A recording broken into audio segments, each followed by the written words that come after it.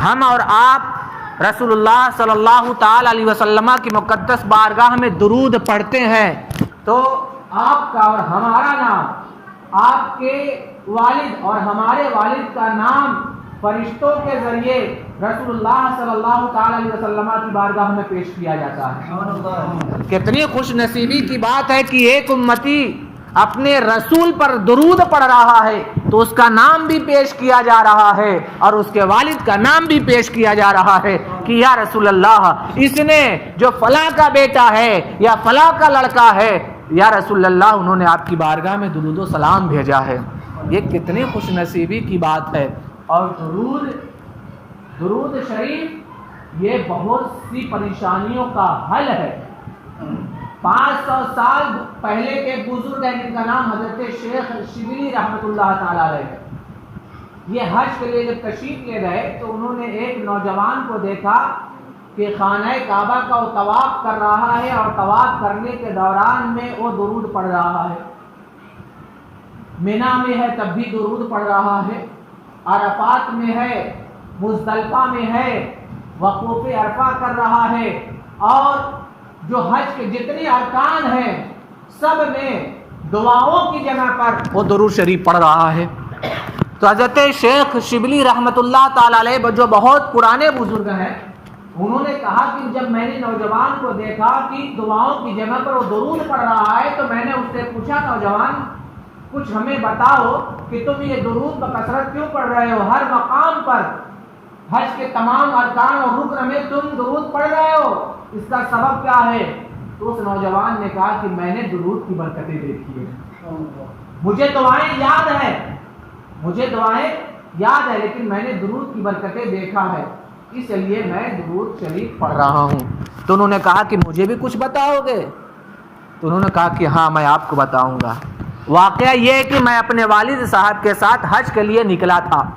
جب میں بغداد پہنچتا ہوں والد صاحب کے ساتھ تو میرے والد کی طبیعت بگڑ گئی اور شدید قسم کا بخار آیا، اور جب بخار آیا تو اسی بخار کے عالم میں میرے والد کا انتقال بھی ہو گیا۔ میں سفر کی حالت میں ہوں اور اسی سفر کے دوران میں میرے والد کا انتقال ہو گیا، اور انتقال ہونے کے بعد ان کا چہرہ مسخ ہو گیا، ان کا پورا چہرہ بگڑ گیا، سور جیسا ان کا چہرہ ہو گیا، خنزیر جیسا چہرہ ہو گیا۔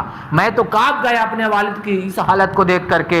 اب ایسے عالم میں کس کو میں بتاؤں کہ میرے والد کا انتقال ہو گیا ہے، ان کے تجہیز و تکفین کا انتظام کرنا ہے۔ تو وہ نوجوان کہتا ہے کہ میں اسی فکر میں تھا کہ میں نے اپنے زانوں پر اپنے سر کو رکھا اور اسی طریقے سے میں غور و فکر کرنے لگا کہ مجھے نیند آ گئی۔ جب مجھے نیند آ گئی تو میں نے دیکھا ایک نورانی شکل والے شخص تشریف لاتے ہیں اور میرے والد محترم کے چہرے سے چادر کو ہٹاتے ہیں اور اپنے دستہائے اقدس کو میرے والد کے چہرے پر پھیر دیتے ہیں۔ پھیرنا تھا کہ میرے والد کا چہرہ 14ویں کے چاند کی طرح چمکنے اور دمکنے لگتا ہے۔ تو میں نے پوچھا کہ اس مسافرت میں میری فریاد کو پہنچنے والے، میری پریشانی کو دور کرنے والے، اتنی بڑی مصیبت میں کام آنے والے کون ہیں؟ تو انہوں نے کہا کہ میں تمہارا نبی جناب محمد رسول اللہ صلی اللہ تعالی علیہ وسلم ہوں۔ اللہ اکبر مسلمانوں۔ تو اس نوجوان نے کہا کہ حضور میں نے تو ابھی تک کسی کو خبر نہیں کی، آپ کو بھی خبر مل گئی کہ میرے والد کا انتقال ہو گیا؟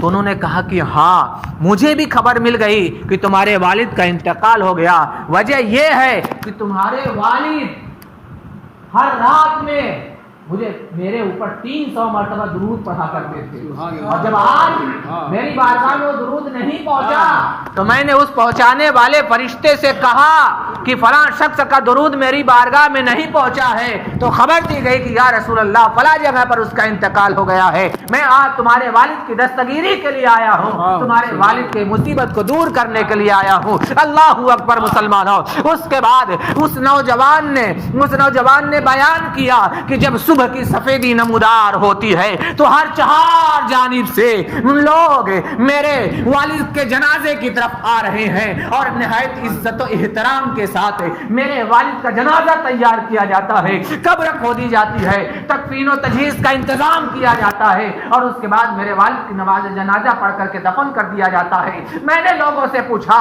کہ بتاؤ آخر تمہیں خبر دینے والا کون ہے؟ تو انہوں نے کہا کہ ہاتف غیبی سے ایک آواز آئی کہ فلاں شخص پر فلاں مقام پر ایک شخص ہے جس کا انتقال ہو گیا ہے، جو اس کی نماز جنازہ پڑھ لے گا اس کی مغفرت ہو جائے گی۔ اسی وجہ سے ہم حاضر آئے ہیں۔ وہ نوجوان کہتا ہے کہ میں نے اپنے والد کی جب یہ میں نے درود کی برکتیں دیکھی اور میں نے یہ فضیلتیں دیکھی تو میں نے جان لیا کہ ہر مقام پر درود شریف پڑھنا چاہیے۔